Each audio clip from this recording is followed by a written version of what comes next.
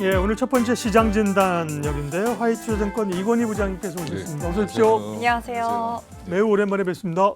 예, 네, 4주 만에 왔습니다. 와. 어디 갔다 오셨어요? 저는 하루 휴가를 여기서는 3일 휴가를 냈는데 월요일이 추석 전에. 계속 휴일이 있어가지고. 계속 월요일날 계속 쉬어가지고. 네. 그러니까요. 자, 근데 뭐 오랜만에 뵈서 주식시장이 좋은데요. 이런 얘기를 해야 되는데 계속 약하고요. 8월, 9월에 약했고요. 10월 들어서 추석 지나면 괜찮을 것 같았는데 또 장이 눌립니다. 지금 약세의 원인부터 좀 분석해 주세요. 예, 항상 10월 달은 별로 안 좋았던 것 같습니다. 10월도 안 좋았어요? 예. 예, 제가 10월 초가 생일인데 예. 네. 아니, 생일 그런 걸 왜 지금 얘기하고 있어요? 왜 이미 지났습니다. 예, 지났으니까. 다행이네요. 예. 근데 이제 생일 때만 되면 이렇게 우울하냐고 주변에서 저한테 예. 표정이 생각해 보니까 특별한 이유가 없는데 장이 안 좋아서. 장이 안 좋았었나 봅니다. 계속. 예. 최근에 그랬던 것 같고 뭐 이번에는 뭐 사실은 이스라엘 팔레스타인 전쟁 때문에 또 한 번 또 그러게요.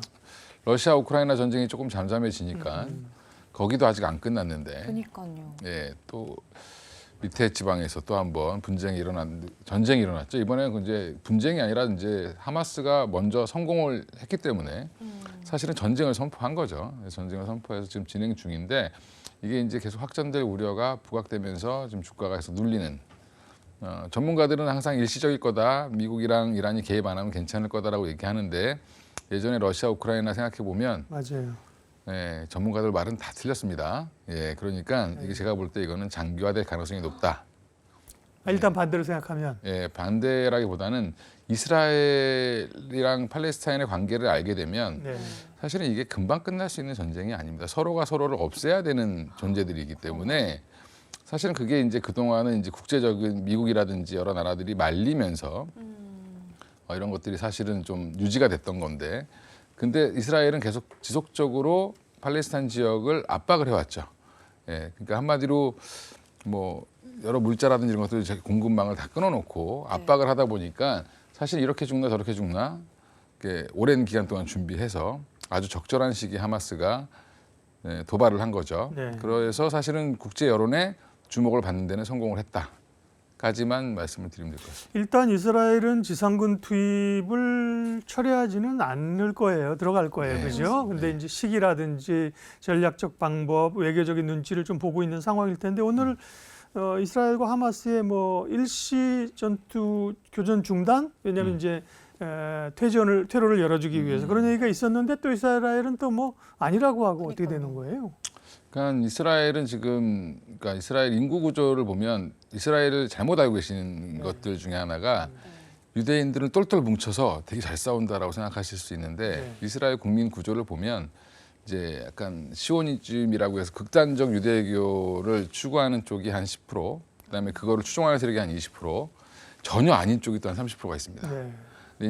근데 지금은 정권을 누가 잡았냐면 강경 세력들이 잡았다. 네, 그러면 이쪽은 어떻게 해서든지 기회가 되면 팔레스타인 땅을 뺏으려고 하고 있고 그래서 완벽한 예전에 구약 성서에 나왔던 지역을 회복하는 게 본인들의 목적입니다.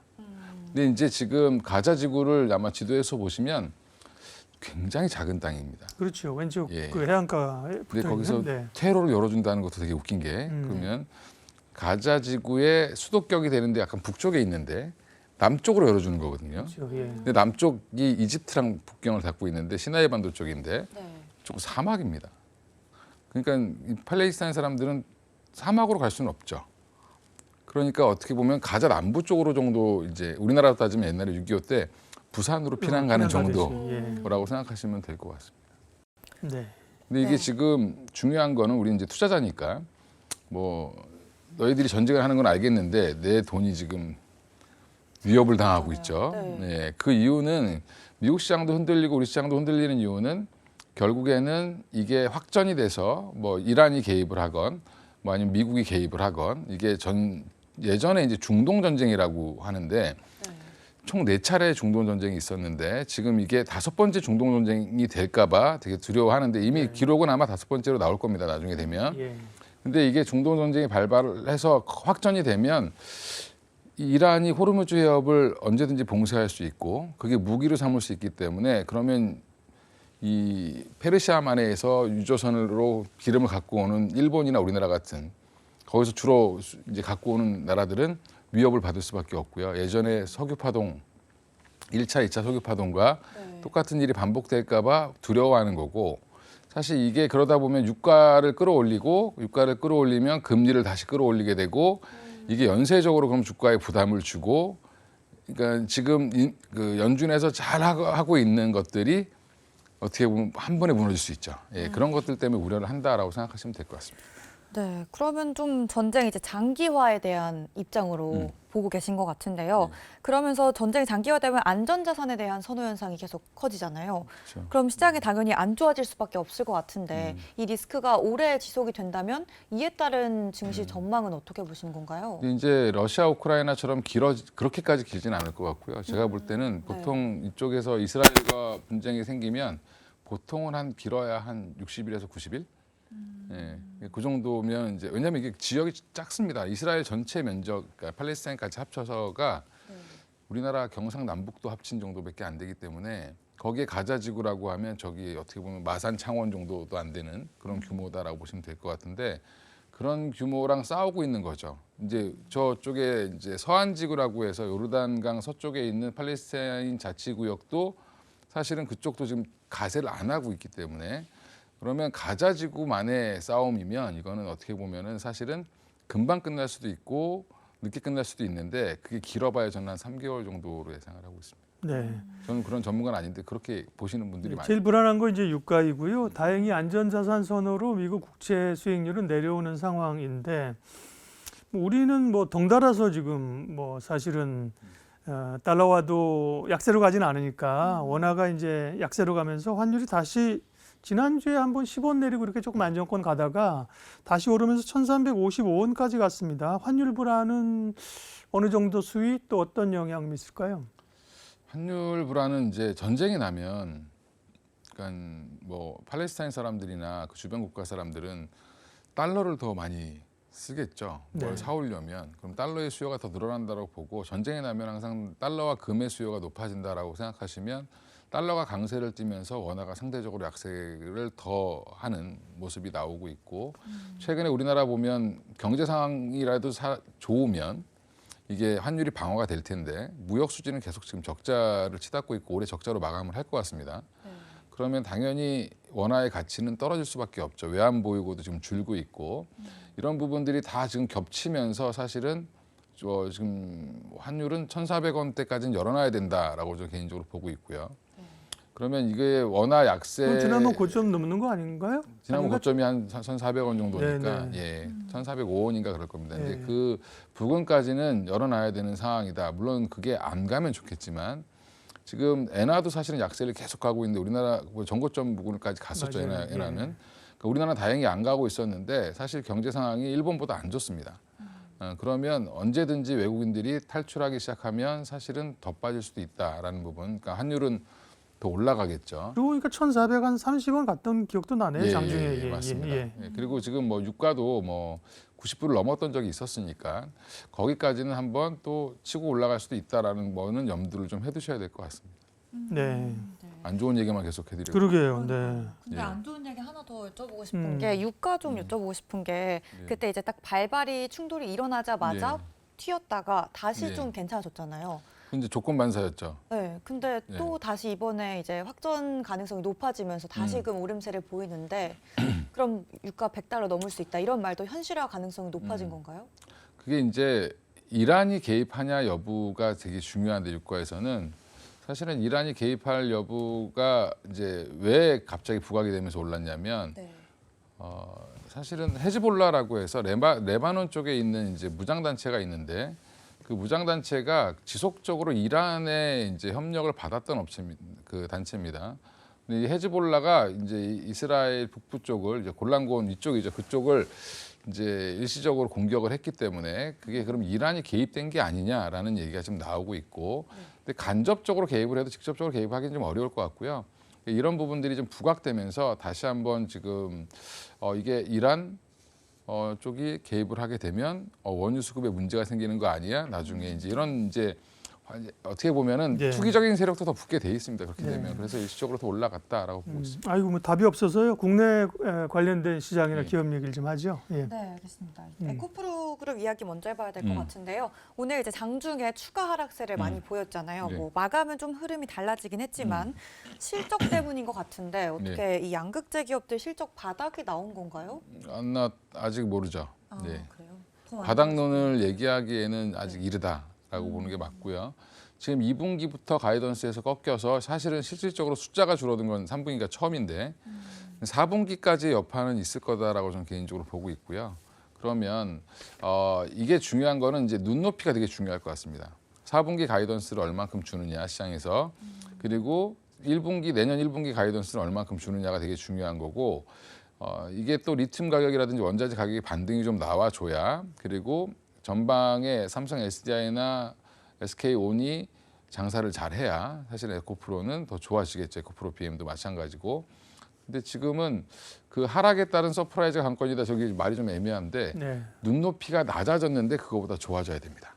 그러니까 삼성전자가 실적이 적자가 났다고 해서 주가가 이렇게 확 빠지는 게 아니라 어느 정도 빠지고 지키고 있다가 이제 바닥을 찍었어라고 이제 적자 규모가 줄어들면서 올라가기 시작을 했거든요.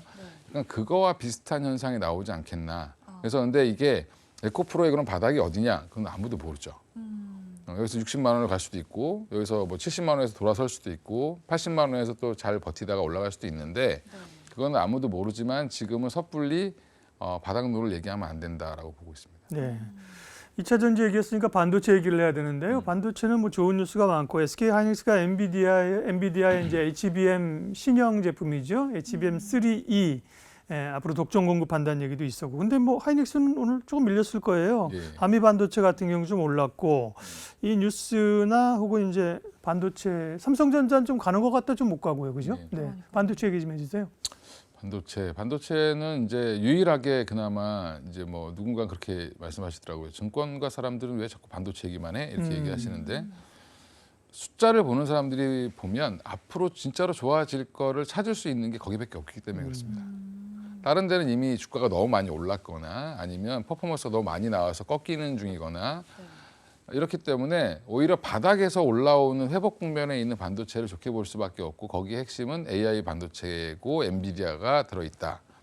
근데 이 산업은 커질 건 분명한데 그러면 그 안에서 HBM을 가장 잘하고 있는 엔비디아에 납품하고 있는 SK 하이닉스 주가만 가장 견조하죠. 지금 안 올라가서 답답하신다라고 얘기할 수 있는데 다른 종목들 보면 그런 말씀을 하시면 안 돼요. 삼성전자하고 비교를 딱 해보면 차이가 예. 날 거예요. 네. 삼성전자는 이게 변동폭도 크고 오히려 약간 좀 하락 추세에서 못 벗어나고 있는데 네, 네. 지금 하이닉스는 계속 고점 트라이를 하고 네. 있고요. 12만 5천 원 정도가 굉장한 매물대가 있습니다. 네. 하이닉스도. 그걸 넘어서려면 DDR5도 좋아지고 HBM도 잘 팔린다는 게 숫자로 어느 정도 막 보이기 시작하고 기대감이 더 생길 때 아마 갈 걸로 보고요. 시장이 좀 돌아서야 되겠죠. 지금 우리나라 시장 자체를 끌어올리기에는 SK하이닉스도 아직 실적이 적자라는 부분도 여전히 걸리고 중국 관련돼서도 여전히 걸리고 이런 부분들이 그러니까 리스크도 있고 좋은 부분도 있는데 어느 쪽에다 무게추를 투자자들이 더 주느냐가 더 중요할 것 같습니다. 네. 그러면 SK 하이닉스랑 삼성전자는 그렇고요. 소부장들은 뭐 말이 많았었습니까? 처음에는 네. 이제 후공정이었고 당연히 SK 하이닉스 밸류체인이었다가 아니 전공정도 갈 때 됐잖아. 혹은 이제 삼성 밸류체인도 갈 때 됐잖아. 그러다가 그건 또 아닌가벼 이러고 좀 헷갈리거든요. 삼성은 노이즈가 좀 나왔고요. 이제 바로 할 것처럼 얘기했는데 사실은 지금 4세대 얘기 나오듯이 삼성도 아마 4세대부터 엔비디아 쪽에 대응할 가능성이 높고 네. 그러니까 아직은 이제 삼성도 테스트 단계라고 보시면 될 것 같습니다. 엔비디아 쪽은. 그리고 이제 하이닉스는 여전히 이제 3세대 것도 하고 있고 4세대도 지금 또 추가로 납품한다라고 얘기를 하고 있는데 제가 계속 얘기했는데 그 한미반도체만 보시라고 한미반도체 위주로 보시라고 말씀을 드렸었는데 네. 그게 가장 견조하죠. 그러니까요. 그게 예. 제일 잘 가고 있는 거죠. 그게 견조한데 중간에 또 한 5만 원을 또 한 무너뜨린 적도 있었습니다. 근데 이제 이게 가는 이유가 최근에 이제 지난달에 이미 이제 1,000억 정도 수주가 나왔고요. 하이닉스에서 단일 장비로 같은 계열로 TC 본드 장비가 1,000억 정도 이제 수주가 나왔고 지금 새로 ETF가 만들어졌는데 그 ETF의 편입 비중을 보면 되게 재밌습니다. 삼성전자 25%, SK 하이닉스 25%, 한미 반도체 25%. 하닉스도 많이 들어왔네요. 시총으로 하면 그죠? 예. 한미 반도체 말할 거 없고 그죠? 예. 네. 그 ETF를 누가 구성하셨는지 모르겠지만 예. 예. 한미 반도체를 위한 ETF죠. 예. 나머지 25%는 관련된 기업들, 관련 있을 것 같은 기업들 1.7%씩인가 뭐 똑같이 담았다고 합니다. 아, 네. 예. 구색 그게, 맞추네요. 예. 네. 그러니까 그건 이제 리스크 분산 차원일 거고 아마 이제 베팅을 제대로 하겠다. 지금 현재 HBM으로 당장 돈 버는 거는 한미 반도체다라고 보시면 맞을 것 같고요. 네. 이수페타시스 이런 종목들은 사실은 아직은 엔비디아에서 얼만큼 물량을 주는지 받는지 아직은 숫자를 좀 확인하고 가려고 하는 것 같습니다. 네. 또 이번 주에도 중요한 이슈 중에 하나가 한국은행의 금통위인 것 네. 같은데요. 이제 네. 목요일에 열릴 예정인데 이번에 금리 동결을 하면 6번째 동결이잖아요. 네. 이번에도 동결 유지를 할까요? 어떨까요? 전문가 10명 중에 거의 10명이 다 동결이라고 얘기를 하더라고요. 선제적으로 올리기는 어렵죠. 예, 그죠? 예. 예. 근데 미국이 뭐 동결을 했으니까 아무래도 네. 그것도 그게 아니라 뭐 미국이랑 금리 차이가 워낙 커서 네. 해야 된다는 주장도 많이 있는데 네. 근데 이미 시장 금리는 미국 국채 금리를 따라가고 있습니다. 우리나라 채권 금리도 마찬가지고. 그러니까 지금 뭐 주택담보대출 새로 받으시는 분들은 6%대 후반에서 7% 나와야 된다라고 지금 얘기가 지금 나오고 있는 상황이니까 금리는 이미 시장에서는 다 올려놨는데 기준금리를 상징적으로 여기서 한 번 더 올리면 최근에 부채가 개인 부채가 더 많이 늘어났는데 여기서 또 한 번 그럼 충격을 은행들은 더 좋죠. 기준금리가 올라가면 가상금리를 더 붙이겠죠. 그것 때문에 사실은 지금 정부 입장, 한국은행 입장도 올리기도 그렇고 떨어뜨리기도 그렇고 떨어뜨릴 수는 없고 그런 상황이니까 뭐 별로 중요한 이슈는 아닌 것 같습니다. 아, 그래요. 오히려. 미국의 통화 정책 흐름들은 어떻게 될까요? 지금 이번 주에 그 제롬 파월 의장부터 해서 연준 의원들 발언들이 굉장히 많거든요. 그러면서 컨센은 11월은 뭐 지금 한 90% 될 거예요. 뭐 압도적으로 동결 쪽 가는 것 같고 12월도 올해는 금리 못 올리는 쪽으로 가고 내년 상반기 넘어야 인하할 수 있다라는 게 시장의 컨센인데 부장님 생각은요? 지금 이것도 마찬가지로 전쟁 이슈가 아마 좀 클 것 같고요. 유가가 이제 뭐 너무 급등한다든지 이러지만 않은 상태에서 사실은 이제 이 전쟁이 계속 이어진다라고 하면 사실 지금 미국은 2개의 사이트의 전쟁을 지금 통제해야 되는 상황입니다. 근데 이 부담스러운 상황에서 여러 가지 이제 리스크들이 있는데 여기서 금리까지 또 올리게 되면 사실 굉장히 좀 부담스럽겠죠. 그리고 지금 미국 정부가 돈이 없습니다. 여기서 또 금리를 또 한 번 올리면 사실은 지금 국채를 발행하는 데 있어 굉장히 힘들겠죠. 예, 이런 부분들까지 감안했을 때는 이번에 좀 쉬어갔으면 좋겠고요. 저도 개인적으로 연준 위원들도 마찬가지로 지금은 좀 올리기 부담스러운 상황이다라고 해서 아마 12월로 좀 미룰 가능성이 높다. 근데 12월 또 가봐야 또 알겠죠, 나머지. 네. 자, 어려운 구간을 다시 지나고 있는데 지금 어떻게 해야 돼요? 밀리면 조금 사 들어가도 되는지 전체적인 주식 비중이라든지 섹터 전략이라든지 어떻게 가져갈까요? 지금은 2차 전지 쪽은 조금은 좀 보수적으로 보시는 게 맞을 것 같고요. 저는 예전에 이제 그 2차 전지랑 반도체는 주도주다라고 말씀드렸었는데 자동차까지 얘기해서 말씀드렸는데 네. 하나가 탈락을 했고 지금 두 번째가 탈락을 했고 마지막 남은 게 반도체 하나 남았습니다. 그래서 반도체 중심으로 투자를 하시되 아직은 현금 비중을 좀 높이면서 현금을 좀 보유하시는 게 좋을 것 같고요. 그다음에 추가적으로 시장이 좀 안 좋을 때 유독 좀 빛나는 쪽이 제약바이오 쪽이 또 있습니다. 예, 관련된 이제 뭐 성과가 나오는 신약 기업들도 네. 좀 보시면 단기 투자에는 좀 유효할 수 있다라고 보고 있고요. 그래서 반도체 바이오 이쪽을 좀 보시고 나머지 섹터들은 뭐 방산을 일부 보셔도 상관은 없고 조선을 좀 보셔도 상관은 없는데 포트를 늘리시는 것보다는 좀 지금은 좀 라이트하게 가시는 게 대응하기 좀 좋지 않겠나 생각하고 있습니다. 네. 뭔가 좀 대응의 룸을 좀 예. 열어두는 게 예, 맞습니다. 좋다는 말씀입니다. 네. 답답한 시장 흐름인데요. 오늘 시황역에서 이건희 부장님과 전략 세웠습니다. 부장님 고맙습니다. 예, 감사합니다. 감사합니다. 이로운 경제 채널 EBC